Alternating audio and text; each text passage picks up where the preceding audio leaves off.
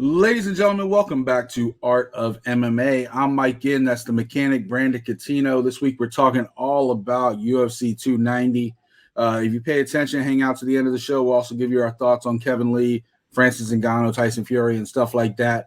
But that'll be at the end of the show, so make sure you stay tuned for our thoughts on that.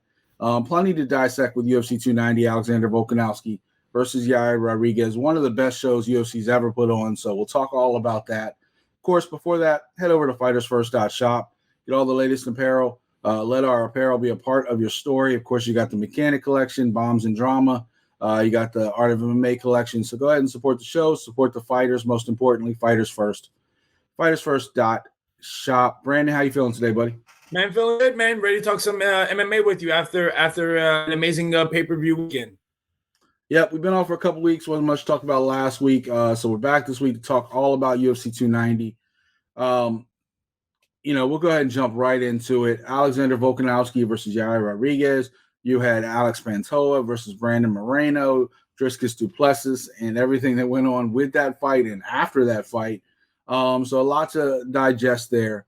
Brandon, let's jump into the main event right off the bat.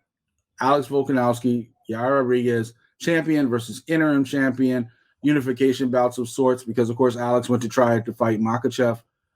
Meanwhile, Yair beat Josh Emmett to get the interim title. Not much of a fight. Yair tried to battle Volkanovski, but Volkanovski was just too good, too fast. Tell me your thoughts on that fight. Yeah, no, it was a good fight for Volkanovski, man. Just showing why he is the best person at 145 in the UFC.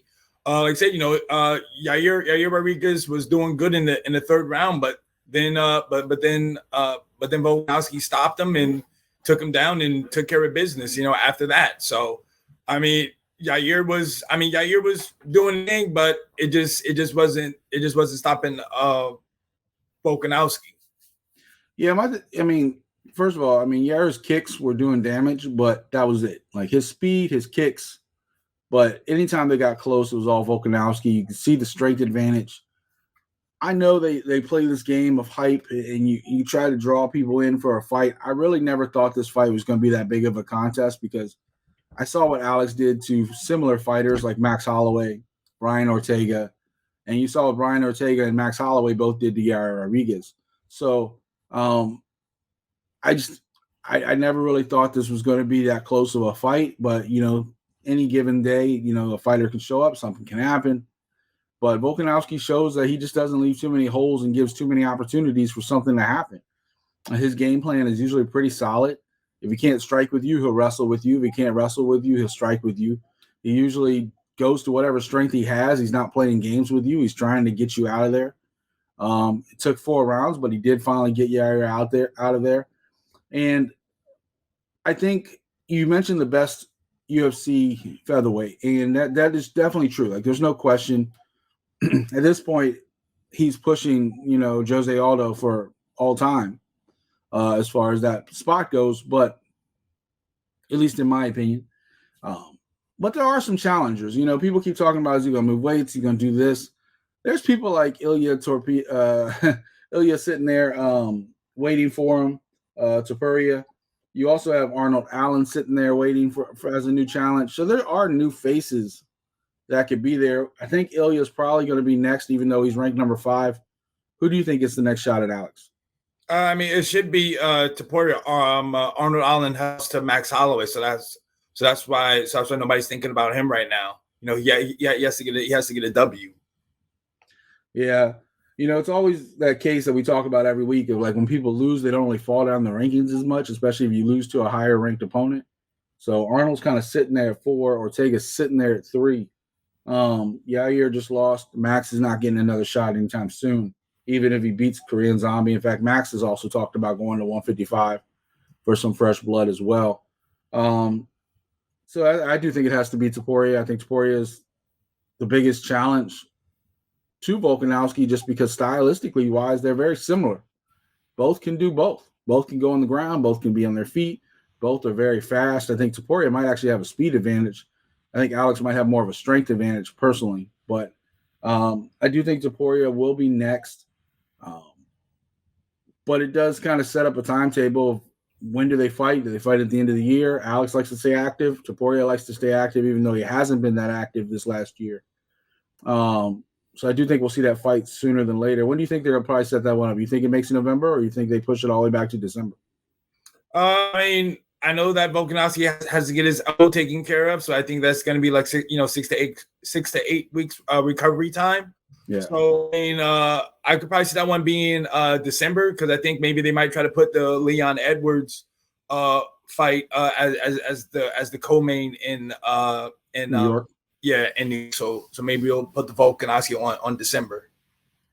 Yeah, it's not going to be October. I'll tell you why, because I've already said it online, and I know Dana, like Ariel got blacklisted for saying the Brock Lesnar news. I don't have an inside source. I just added it all together. I'm pretty sure Conor McGregor and Michael Chandler's happening in that Abu Dhabi show in October, because Dana kind of spilled the beans to me.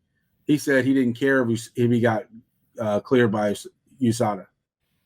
That means they have to go out of the country to have their own sanctioning body. That means it's probably going to be Abu Dhabi in October if they're trying to get it in this year. So as they stay tuned to that show, but that's the co-main event in Abu Dhabi right there. So, yeah, I think December probably makes the most sense for Volkanovski. Co-main event, very close fight. Alex Pantoja, Brandon Moreno. Once again, Alex just has Brandon's number. This is now 3 fights in a row. Your new flyweight champion now. What did you think of this fight? Yeah, man, it was a good fight. That definitely was a fight of the night. That's probably your contender for fight of the year right there. Man, 2 guys, man, just coming out, just putting on a show for the people, displaying heart. We already knew this about Brandon Moreno. Basically every fight he's been in is kind of always a war. So, but I mean, hey, it just wasn't his night. So shout outs to Pantoja for finally getting that belt. Yeah, I mean, very heart wrenching when he got on the mic afterwards for his interview. Talk about his upbringing and just all the challenges he's faced, and you saw how happy all the other Brazilians were for him winning the championship. Very touching moment. Shout out to Brandon Moreno. Fought 4 rounds with a broken hand. He broke his hand, I think, in the second round, and from that, or first round, and then from the second on, you wouldn't even have told it in the second, because first round was all Pantoja. Second round was all Brandon Moreno. You wouldn't have been able to tell it. I don't really know what the judges were thinking with the one judge giving Brandon Moreno rounds 2 through 5. I was like, how? I honestly thought it was 49-46 for Pantoja, just because, especially rounds 4 and 5, where Pantoja just kind of held him. And there wasn't much action, but Brandon wasn't doing anything either, and Pantoja was the one with the control. So I think, you look at that. Round 3, I thought was clearly Pantoja. So did the other 2 judges. So I don't have any question about the split decision. I think any judge that gave Brandon Moreno their fight had to really relook it. I know it was a close fight. Like, going back and forth every round was kind of close, except for the first 2. But I don't know. Do you think it was a good decision? Yeah, I had Pantoja winning rounds 1, 3, and 5 for sure. 2 for Moreno. 4 to me could have went either way. So the question now is, do you run it back, or do you get fresh blood in there? Brandon Royval's waiting his turn. You got Albazi always sitting there. You could always have Pantoja and Kara France run it back. Who do you think gets the next shot? You think it's Moreno getting another chance? I mean, if I was Brandon Moreno, or if I was advising Brandon Moreno, I would tell that guy to take some time off. Like I said, every fight he's been in has always been a war. Been a banger, man. That dude should take some time off. I mean, it's not really fresh blood to me. Brandon Royval is the next guy, but I mean, Pantoja and Royval just fought like 2 fights ago. Yeah. So I mean, they had Royval come weigh in, just somebody that didn't make weight. And so to me, he's the next guy in line. So to me, it should be Pantoja versus Royval, and then Moreno can just kind of wait, see what happens, and then he can try to get a fight with the winner there. Personally, I think Albazi should get the next shot. We saw how good he looked a few weeks ago. I know Royval was the emergency in this one, and that's more because of the history, I think, of Brandon Royval and Brandon Moreno. Of course, Brandon Moreno's rocket ship to the top happened because Royval separated his shoulder in that fight they had. Moreno got the opportunity and took advantage of it with Davis and Figueiredo, and the rest is history. Of course, we had the 4 fights between them, the Kai Kara France fight for Moreno, and now, Pantoja finally got his shot and took him out.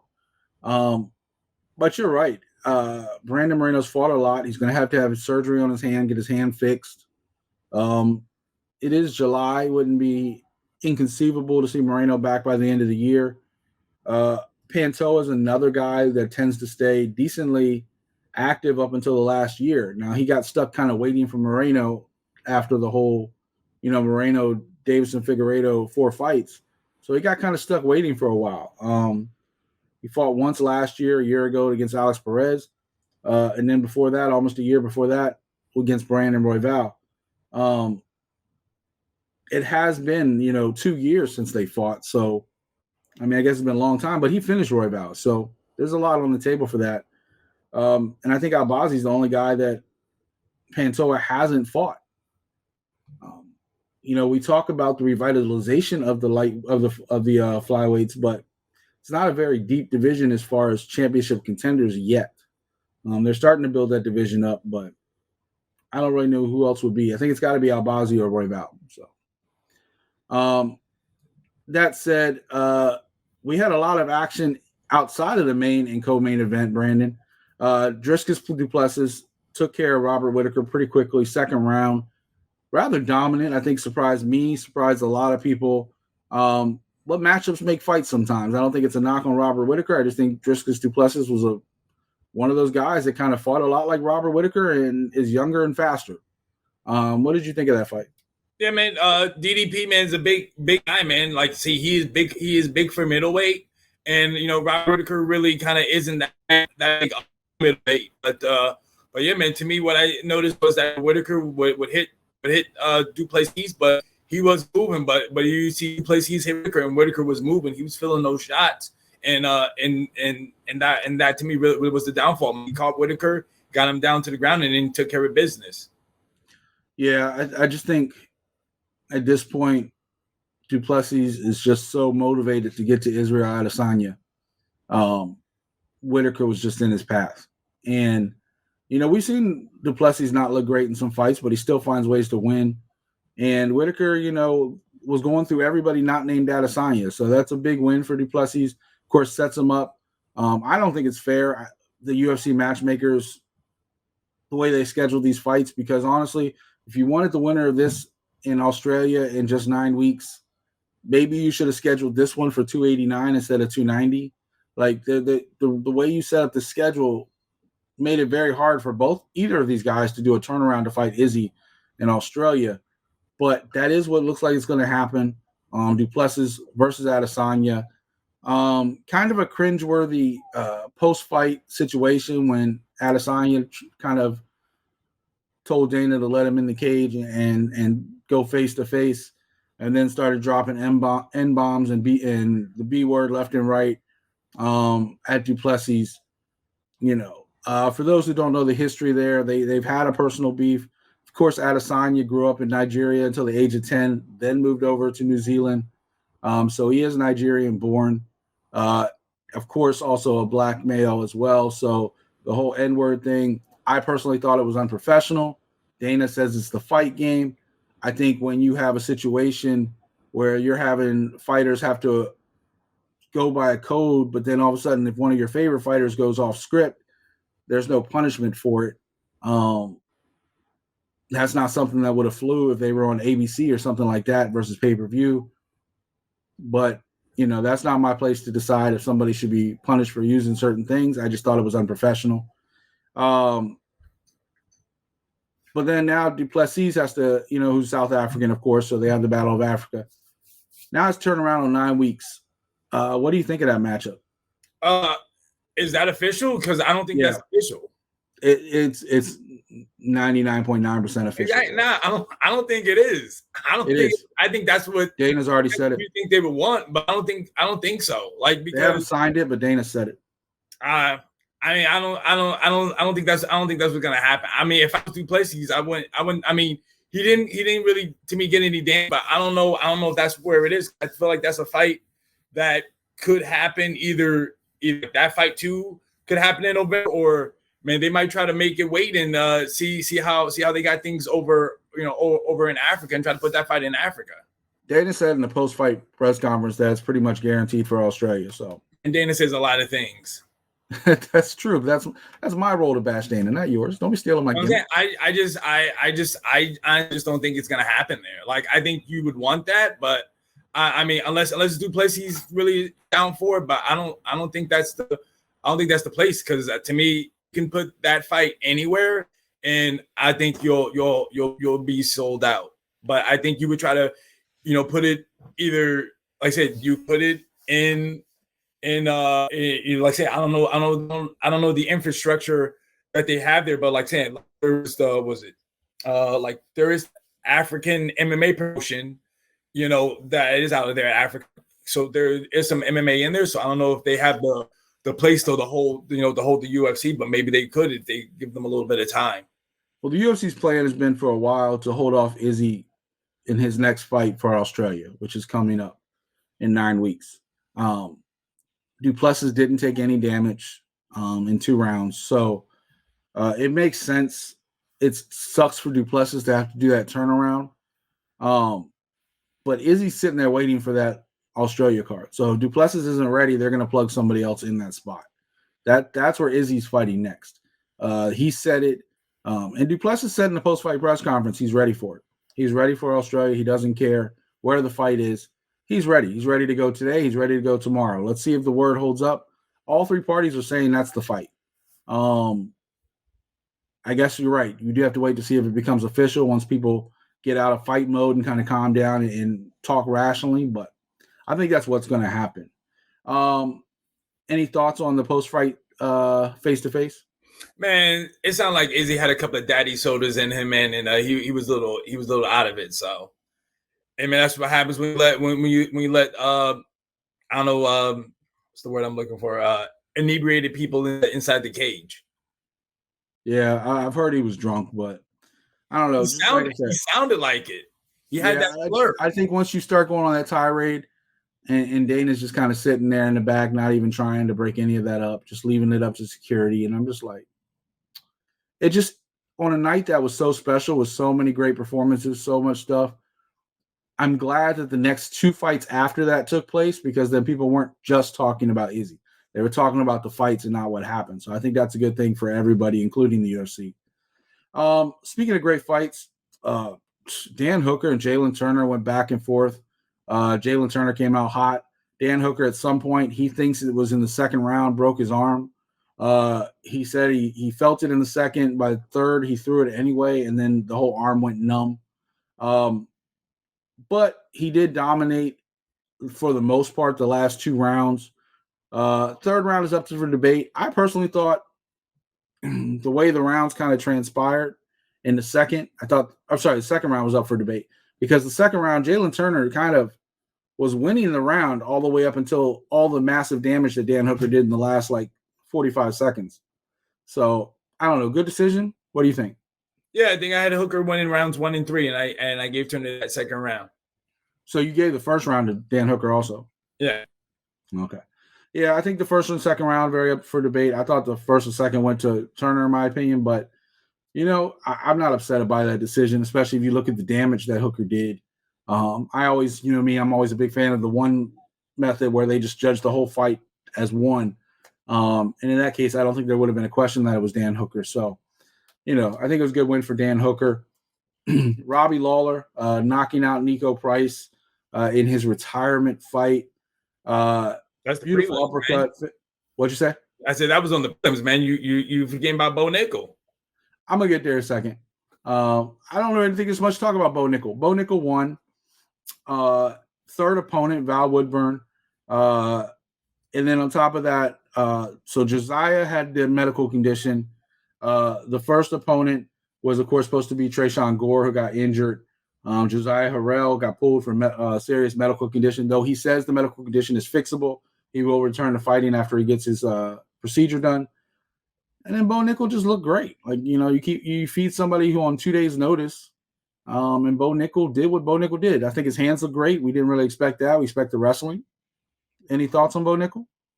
I mean, he went up against a guy who was really supposed to be known as a striker who had power, but Bo Nichols went out there and carried business. But again, like, you don't really learn much from what happened, but you just know that Bo Nichols is willing to stand. I think apparently his mom, is a boxing coach or something like that, or was a boxing coach. So, I mean, you just gotta see what is next for Bo Nickal. It just goes to show, Brandon. We talk about this all the time. Somebody might be known for something, but as an MMA, I did the post on growth right the other day. MMA fighters are growing all the time. You're a kickboxer. You don't go in the gym and just train striking. Like, I'm sure you go on the ground. I'm sure you do wrestling. I'm sure you do a little bit of everything. Bo Nickal, is training striking. He's training all this other stuff. So you just got a chance to finally see how good it was. And then, you got a guy who got off, even though the guy is a killer, he got off the couch 2 days ago. Like, he didn't know he was fighting this weekend. He obviously, no fighter is going to turn down that call for the UFC to come in at last second notice, because every single fighter thinks they can win at any given time. But he wasn't prepared for Bo Nickal. Bo Nickal wasn't prepared for him, but Bo Nickal was at least in fight camp training shape for cutting weight and doing all those things that you do. So it was set up for Bo Nickal. I still want to see Bo Nickal against a Tresean Gore. I want to see him against the top other middleweight. Like, I think, a lot of people crying for the Hamzat Chimaev fight. Like, that would be a good fight for two guys that have a lot of hype behind them. Let's see what they do.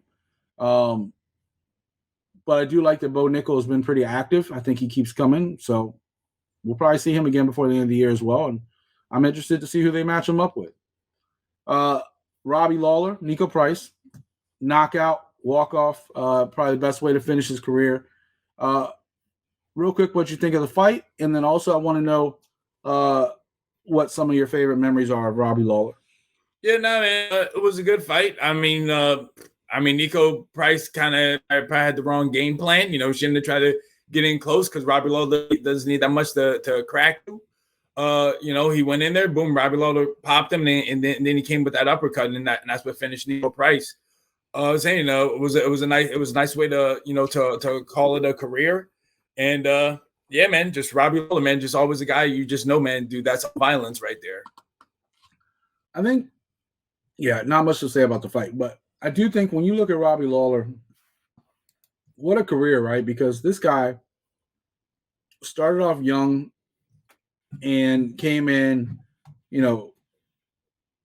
fought for a while in the UFC, had trouble with Nick Diaz and Evan Tanner, then kind of left the UFC back in 2004, 2005. Went through the quote-unquote regional scene, right, with Icon and Super Brawl. He did a bunch of, like, the Elite XC fights. He did some Strikeforce stuff, kind of revitalized his career a little bit. But when he came back to the UFC in 2013, after being gone almost a decade, like 9 years, different animal. And other than Johnny Hendricks and Tyron Woodley for a while, for 4 years, he was dominating. And then kind of, he got the belt back, then hit a rough patch, fought some real tough fighters, Dos Anjos, Askren, Covington, Magny. Bounced back against Nick Diaz, which, Nick had been out of the sport for a while. Lost to Barberina. So I didn't really know what to expect going into this Nico Price fight. I'm really glad the way it turned out. It sucks for Nico, because Nico's always a fun fighter. But, that uppercut shot on the temple at the end kind of was just like the icing on the cake. It's just a really good finish for a really great person. Like, Robbie's always been one of those good dudes in the sport. I'm happy to see him go out like that, get that win, walk off in the sunset. He's 41 years old. He says he doesn't have an itch to keep fighting. He really kind of had to hype himself up for this fight. I definitely look back and see some of those fights. The Rory McDonald fight, one of the fights, best fights in UFC history. You looking back at some of those fights, like the Matt Brown fight, and even further back, some of the wars he had with Nick Diaz, Scott Smith. Just so many fights, so many big names on his career. So shout out to Robbie Lawler. Great career. Definitely Hall of Fame worthy, I think, is not even a question in my mind, especially being a former champion. So I definitely think he'll get in there. Elsewhere on the card, I'll kind of run through these and then get Brandon's opinion on any highlights.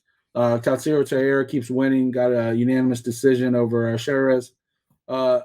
Almost an upset in my opinion. I know Denise Gomes is really good, but Kaldigi was on a rocket ship to the top, and Denise Gomes knocked her out in the first round. I was upset. Yeah, it was definitely an upset.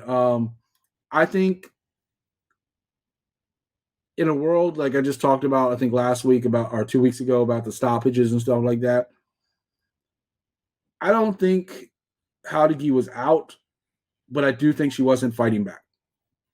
And she was trying to grapple or whatever to get into a position to get out of trouble, and she wasn't fighting back. So she gave the referee every reason to stop that fight. I've seen some people online say it was a quick stoppage, and I'm like, you got to protect the fighters. I'd rather have a quick stoppage than a late stoppage like the Rebus Macy Barber thing a few weeks ago. So I think it was a good stoppage. Do you think it was a good stoppage? Yeah. Yeah. She wasn't fighting back. So no matter what she was trying to do, she wasn't fighting back. She'll bounce back though. Kaldigi is super tough. Just a bad night for Antram, the gym, and Tijuana. Yair lost, Moreno lost, she lost, and I think there was one other fighter that from Antram that lost. Not sure looking at it, but just a tough night for the gym. Also, Alonzo Menefield defeated Jimmy Crute by submission. Jimmy says he's not retiring, but he is taking time off to kind of focus on some other things in his life. Victor Petrino defeated Prosnino by submission, head and arm choke. Simon got the win over Terrence Mitchell with a TKO in the first round. Jesus Aguilar with the win over Shannon Ross in the first round. Big knockout there. And Robovics with the win over Kirk, unanimous decision. Out of those fights that we didn't break down, any highlights for you? Yeah, man. The second fight of the night, the Aguilar fight, man, that was a nice KO he had. So I mean, say, man, he looked sharp, man. Just one punch, boom, put this guy out. Yeah, I definitely think that dude has some serious potential. And I would also say Petrino's head and arm choke in the third round submission I thought was pretty nice as well. Like I said, some notes on the card. Of course, Robbie Lawler's retirement. Val Woodburn will get another fight according to Dana White in the UFC, taking the fight on a couple days' notice, being Bo Nickal's third opponent. Brandon Moreno, broken hand, so we'll see how long until he comes back, and Dan Hooker with a broken arm, so we'll see how long he comes back. I can guarantee Dan Hooker will not be on the Australian show, though I'm sure he will be in the crowd for that one. So that is UFC 290. Before we get out of here, I want to let you know a couple things coming up. Of course, this weekend you got one on Prime Video 12 featuring some awesome Muay Thai with Superlek versus Khalilov. And then Gary Tonin, of course, Brazilian Jiu-Jitsu grappling master. He will be headlining the MMA side of the card against Shamil Gasanov. Of course, Brandon and Tim talk all about that card on this episode of Kickboxing that came out yesterday. And then this weekend, UFC Vegas 77, Holly Holm versus Bueno Silva. I'm going to get your thoughts on a couple things real quick before we leave, Brandon. What do you think about Walt Harris coming back now after being gone for a while? Hey, man, to me, he's just like Chase Sherman, man. He's always getting a chance. I think the time off might have been good for him. We'll see how that works out. They didn't really do him any favors with his matchup against Josh Parisian. So we'll see how that matches up. And then it's been quite a journey over the last couple years for Ashley Evans Smith. She's returning, slight underdog against Aylin Perez. I won't get your thoughts on the fight, but what do you think about her story and coming back? She was out of the sport, I think 2 years, had surgery on her back. She got popped for the steroids that was prescribed by a doctor. It was a whole mess with that. USADA shortened her suspension until March of 23, which, of course, now she's back in July. What do you think about her story? Just kudos for her to stick with it, man. Saying it's hard to come back from a back injury. So let's see how she looks on Saturday.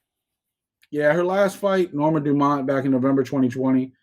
Obviously not a bad loss losing to Norma Dumont, but she had lost 4 out of 5 before her surgery and injury and stuff like that. So I'm kind of rooting for her. She's been, mired in controversy, I guess is probably the best way to put it. Of course, her and her then fiance had the whole legal issue with the alleged robbery. You had the back surgery, and then getting suspended by USADA, and of course you go all the way back to where she beat Fallon Fox, and that whole situation with that going on. So she's been in the headlines for a long time, but she's still only 36, so she could probably squeeze out a couple more years here. We've seen a lot of the women fighters go later in their careers anyway, so be interesting to see. Of course, really good friends with your girl Carla Esparza and Felice Herring, so always training, always ready to go. She looks good in training videos, so we'll see how that translates to the cage this weekend. And then before we get out of here, Kevin Lee, after his loss at UFC 76, of course, he got submitted by Renat. Decides at the age of 30, there's more things to do in life. Brandon, he's got an interesting kind of like story. Like, he left the UFC, came back, had one fight, retired because he lost. He's only 30. I have a hard time believing that if somebody asked him to fight, he probably would fight somewhere, whether it's a Jake Paul type situation, in boxing or bare knuckle or back in, MMA. Do you think this is it for Kevin Lee? I mean, man, I'll tell you this, that last fight, man, it looked like he couldn't move. So I think those knee injuries, definitely got to him, got him. Because to me, he just seemed slow. Like, it seemed like he couldn't really move around. So I mean, this might be best for him. Where I'm saying you're in a contact, you can't move. To help defend yourself, you're gonna get stopped. Like how he did. Yeah, I mean, for a guy who's only 30, he has been fighting. I want to say now 11 years. Like, he started off super young. And I remember, funny enough, when we were still doing Art of MMA as like a quote unquote online magazine, Eric Johnson, our lead interview at the time, interviewed him after like his third fight. When he was still, I think he was getting ready to fight in what's that? The Michiana Fight League out in central part of the country. Going into fight with that one. But he kind of got on a rocket ship, not even like 2 years into his career, he was in the UFC fighting Ali and Quinta. So, he's been in the spotlight for a long time, fought a lot of fights for somebody who's only 30 years old to have 27 fights. Maybe he just needs a break. Maybe he just needs to walk away for a while, get his body right, get his mind right.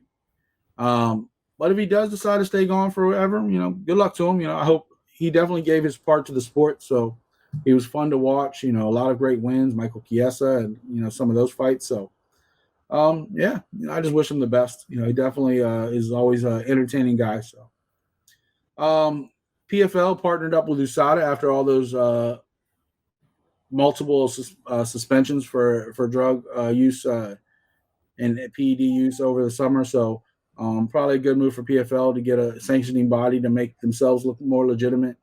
And then speaking of PFL, Francis Ngannou, Tyson Fury is official for October in Saudi Arabia. And it's a real fight, not the exhibition with no knockdowns and stuff like people were reporting. It's a real fight, but it will be non-title. None of Tyson Fury's title belts will be on the line. Your first thoughts on that fight? Hey, man, Francis Ngannou got what he wanted. So kudos to him. You think he has a chance? No, but hey, this is what he wanted though. He's gonna get the bag. The man's gonna get money, and he's gonna get what he wants. I saw some Dana White fanboys talking about like how much money UFC has, how he was an idiot for this. He's going to get embarrassed. He's going to make more money in this fight than he's made his entire UFC career, period. And then he still has the PFL deal waiting for him when he gets back. So I think it's great that they're getting it out of the way this year, so then he can focus on his start in PFL early 24 like he thought he was going to anyway. So I think it's good timing for him as well to get this one out of the way. So should be interesting. Probably be I think Tyson Fury probably play with him for a few rounds and then probably finish him off. Because we don't know. I mean, anything can happen. Francis Ngannou has major power, but Tyson Fury can jab you and knock you out. He's so big. So we'll see. We'll see how that goes out. Any final thoughts for today before we get out of here, Brandon? I mean, like I said, just happy for Francis Ngannou. He's going to get the money, and Yeah, man. So we had two MMA retirements, Kevin Lee and Robbie Lawler. So shout outs to both those guys, and hopefully they have a good post career. And also, shout out to you. I know the contract is signed, so we're looking forward to more fight news for the Zach Kelly fight coming up soon. Still September, right? Yeah. So we'll talk about more as we get closer to September with Brandon Bay and back in action. Of course, check out Kickboxing on the network. That comes out the day before us. Crossing Borders come out the day after us. So a lot to talk about. Of course, on Crossing Borders this week, we'll also be recapping Luke's Fight League 33 and talking about Luke's Fight League 34 coming up because of the timing. We're kind of like right in the middle of both. So that will be coming up this week as well. Of course, follow Brandon on social media. Follow me on social media. Follow all our shows. And go buy a shirt. On that note, I'm Mike Ginn. That's professional kickboxer Brandon the Mechanic Catino. This is Art of MMA, and we're out.